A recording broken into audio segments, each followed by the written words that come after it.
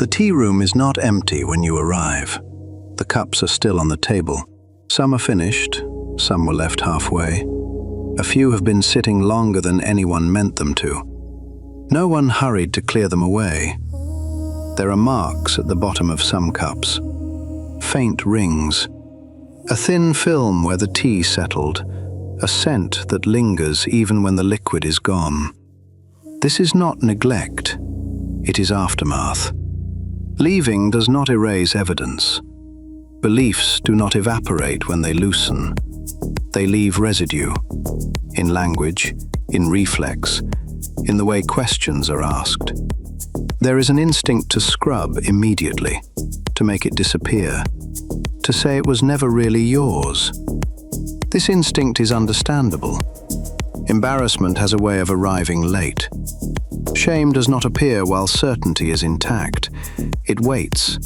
It arrives only after the belief stops defending itself. You look at the cup and see what you once drank without hesitation. The memory is uncomfortable. Not because it was evil, because it was sincere. Residue is not failure. It is evidence of participation, of being shaped by something, of having carried weight for a time. The tea room does not rush this moment. It knows how fragile honesty is here.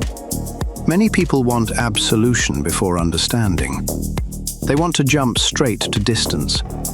I am not that person anymore. That was never really me. These statements feel protective. They also interrupt something important. Responsibility is heavier than regret. Regret asks only for feeling. Responsibility asks for attention. Owning what you believed does not require punishment. It does not require confession. It does not require spectacle. It requires staying long enough to look clearly. Systems never do this. They discard answers and continue. They are never embarrassed. They are never quiet. They never wash the cup. At the center of the table, the monk pauses. He lifts a cup and turns it slowly. He says that people confuse shame with accountability because both are uncomfortable. Then he sets the cup down without rinsing it yet. There is a temptation to perform regret, to announce distance loudly, to prove purity. This temptation is loud because silence feels insufficient. But silence is often where responsibility lives, unobserved, unrewarded. Washing is not erasure. It is not an attempt to restore innocence. It is attention applied to what remains. You notice how easy it would be to throw the cup away, to replace it, to start fresh with something unmarked. This is an option. It is not always the right one. What shaped you deserves care, even if it no longer belongs in you. The tea room has seen many people leave belief, only to carry its habits forward untouched. The words change, the posture does not. Residue ignored becomes pattern. Pattern unexamined becomes repetition. This is why washing matters, not for cleanliness, for interruption. The cup is still dirty. No water has touched it yet. This is not delay. This is recognition. At the far end of the table, the monk speaks again. He says that responsibility begins when you stop arguing with the stain.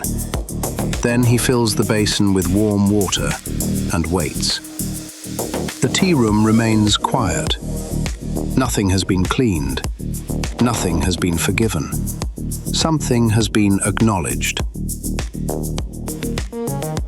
The water is warm, not hot. Hot water would rush the process. Warm water asks for patience. The cup is lowered slowly. There is no dramatic change. Residue does not vanish on contact. It loosens. Washing takes time.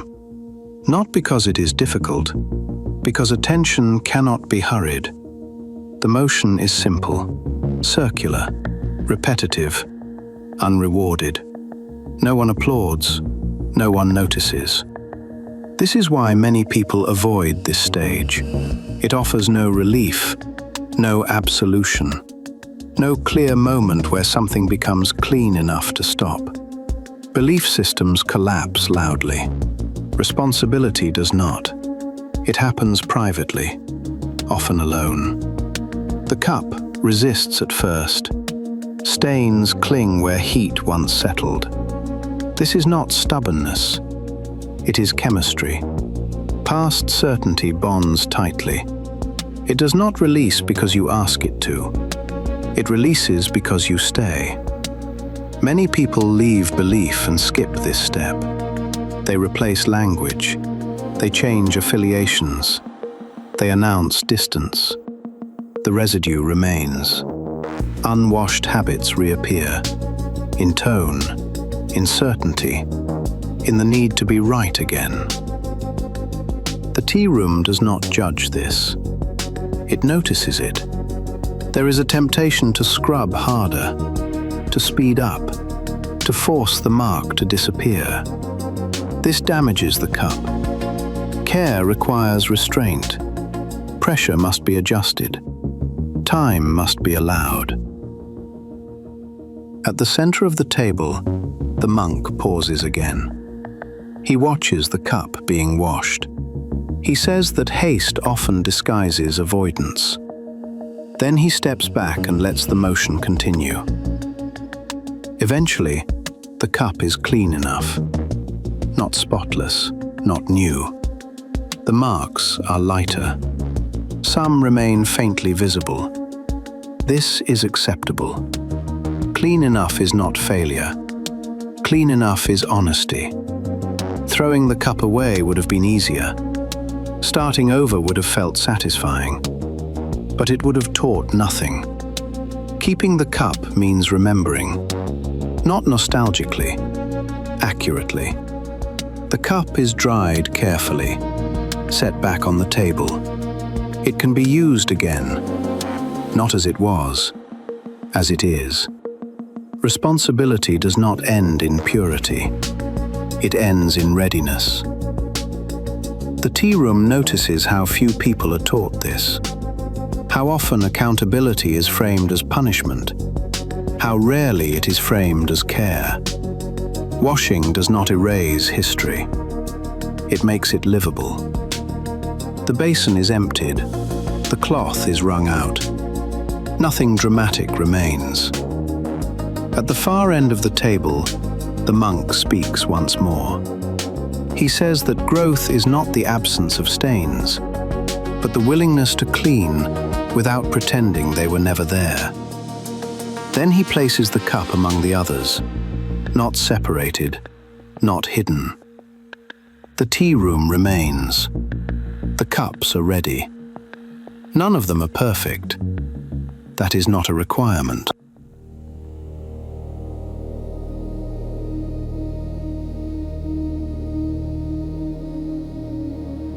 The tea room is unchanged when you enter. The table is where it always was. The cups remain. The kettle is quiet. But the door is visible now. It always has been. You simply notice it differently. No one points it out. There is no announcement. Leaving is not presented as an instruction. It is an option that has been waiting. The room does not ask you to go. It does not suggest staying either. This neutrality feels strange. Leaving feels heavier than expected. Not because the door is locked, because the room worked. The tea room did something for you. It slowed things down. It held space.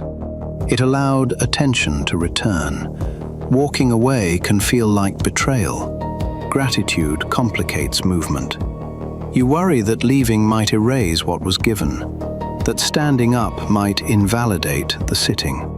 But leaving is not a rejection. It does not undo the time spent here. It simply marks a shift in posture. There is no new cup waiting by the door, no replacement ritual, no explanation of what comes next. This absence is unsettling. Certainty always offers continuity, a next step, a rule, a voice to follow. Here there is none. Agency arrives without guidance. It feels like exposure. Without instruction, small decisions feel louder. You notice how much you used to defer, how often judgment was shared, outsourced, softened. Choosing for yourself is not empowering at first. It is destabilizing. There is no one to blame if it goes badly. The door does not promise clarity, it promises responsibility. At the center of the room, the monk pauses. He stands beside the door without touching it. He says that agency often feels like loss before it feels like freedom. Then he steps back. Your hand rests near the handle. Nothing happens. No pressure builds. No timer starts. This is the moment most people delay. They wait for certainty to return, for reassurance to appear, for someone to say, "Now," but nothing arrives. The door remains a door. Leaving without a map feels reckless. Staying without a reason feels dishonest. You feel both at once. The tea room does not resolve this tension. It allows it. Standing here is already a form of movement. You have noticed the door. That cannot be undone. Even if you sit back down, something has shifted. The room feels different once the exit is seen. At the far end of the table, the monk speaks again. He says that knowing you can leave is often more important than leaving itself. Then he returns to his seat and says nothing more. Your hand drops from the handle, or it does not. Either way, the choice exists. That is new. The tea room remains open. So does the door. The door opens without resistance. Not dramatically, just enough to let air move. Outside, nothing waits for you. No ceremony, no validation, no sense that this moment matters to anyone but you. The world does not pause while you leave the tea room. Certainty continues elsewhere. Fluency still speaks quickly. Authority still sounds confident. Nothing has been resolved by stepping out. Leaving does not grant immunity. It does not protect you from error. It only removes the shelter. You carry the habits with you, the pause before answering, the reluctance to rush, the awareness that certainty is often performance. These were practiced inside. They do not disappear outside. The tea room was never meant to be permanent. It was rehearsal. Judgment returns quietly. You must decide again what to accept, what to ignore, what to question. No one checks your work. Mistakes are possible now. This is the cost of agency. There is no system to absorb them for you. Responsibility feels sharper without the room. It lands directly. There is no ceremony to soften it. At the center of the threshold, the monk pauses once more. He looks back at the room, then at the open door. He says that certainty always waits for people who grow tired of choosing. Then he steps outside and does not turn around. You notice that returning is allowed. The door is not locked. The room does not vanish behind you. It remains available.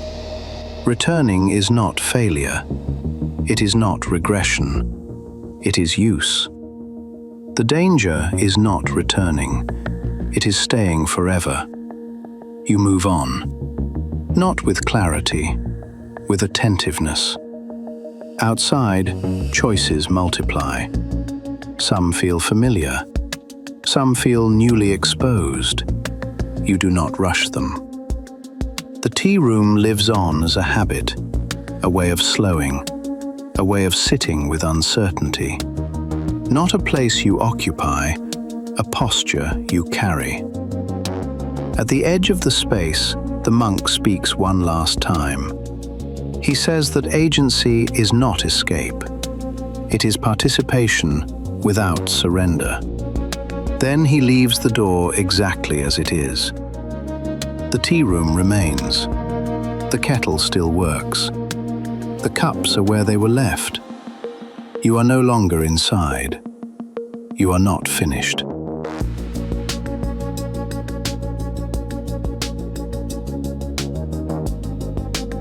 The tea room is quiet when you enter. Then you hear it, a familiar sound. The kettle is on again. No one is in the room. No one is standing by the counter. There is no obvious hand that turned the switch. The kettle simply hums, steady and certain, as if it has always been doing this. Recognition arrives with comfort. You know this sound. You know what it means. Heat is building. Soon there will be steam. Soon there will be the small click that pretends the process is finished. Certainty returns like this. Not with announcement, with familiarity. With a tone you recognize. With the sensation of something beginning to make sense again. There is relief in recognition. It tells you that you have been here before. It offers shortcuts. It offers a path that does not require fresh decisions. The table looks the same. The cups are where they were left. Some are clean enough. Some still hold faint marks that only show under certain light. Nothing is wrong. Nothing is alarming. That is what makes it dangerous. Old patterns return wearing new language. New systems repeat old shapes. New explanations arrive in the same posture. The world is generous with versions of the same thing. A new voice promises clarity. A new movement promises belonging. A new system offers answers at speed. The packaging changes. The sensation does not. It is tempting to believe that awareness ends this, that once you have noticed a pattern, you are finished with it. That once you have left a room, you will not return. Overconfidence returns quietly. It arrives as a private sentence. I would never fall for that again. This sentence feels like strength. It is often the beginning of the cycle. The belief that you are immune makes you careless. Carelessness makes you quick. Quickness invites certainty. The kettle continues. The sound is steady. It does not care what you have learned. Heat is not moral. It simply rises when conditions allow. This is why cycles are inevitable. Not because people are foolish, because people are tired. Because complexity is exhausting. Because choosing again and again wears the mind down. Certainty is efficient. It offers rest. It offers relief from decision. It offers a voice you can lean on. At the center of the room, the monk pauses. He listens to the kettle without moving toward it. He says that the return of certainty is not proof you failed. It is proof you are human. Then he steps back and says nothing more. The kettle does not mean regression. It does not mean defeat. It does not mean you have lost everything you learned. It means conditions have changed again. Fatigue has arrived. Pressure has returned. The world has become loud. The tea room was never built to end cycles. It was built to meet them. You do not rush to turn the kettle off. You do not pretend it is not there. You simply acknowledge the sound. Recognition is not the same as safety. Familiarity is not the same as truth. The fact that something fits easily does not mean it should be trusted. The kettle is still on. Steam begins to gather at its spout, quietly, patiently. The monk speaks again. He says that the most convincing certainty is the one that feels like coming home. Then he sits down and lets the kettle continue. The tea room remains steady. The sound remains steady. Nothing has been resolved yet.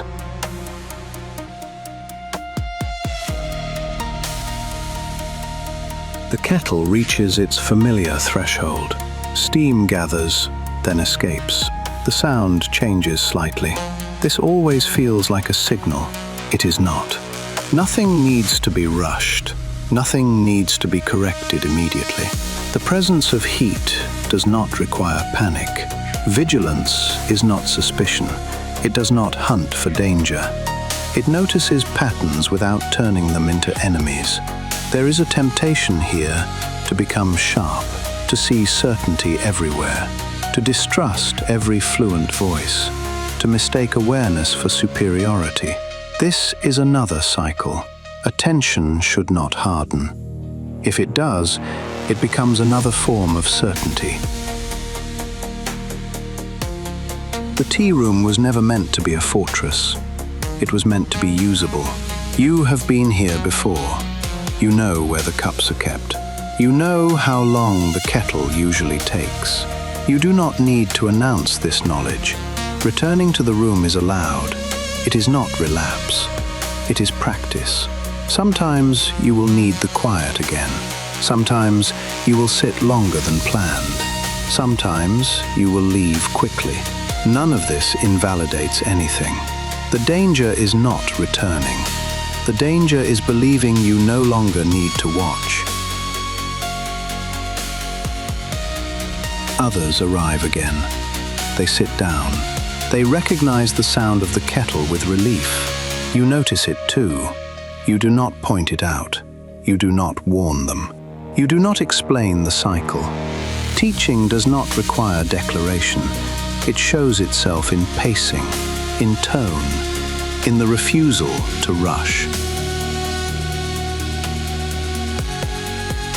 At the center of the room, the monk pauses once more. He pours the water carefully without ceremony. He says that wisdom is not the ability to spot the pattern. It is the ability to stay kind once you have. Then he sets the kettle down. Certainty will keep returning, in new forms, with new language, with better manners. This is not a failure of learning. It is the condition of being alive in a noisy world. The tea room outlives you. It existed before you arrived. It will exist after you leave. The cups will be used again. The kettle will boil again. Someone will forget why it matters. That is not a tragedy. It is the reason the room stays open. You do not own it. You never did. You only learned how to sit inside it. The door remains where it always was, not locked, not guarded. At the far end of the table, the monk speaks one last time. He says that the goal was never to escape the cycle. It was to remain awake inside it. Then he leaves the kettle exactly where it is and turns off the light. The tea room remains. The sound fades. The room does not close.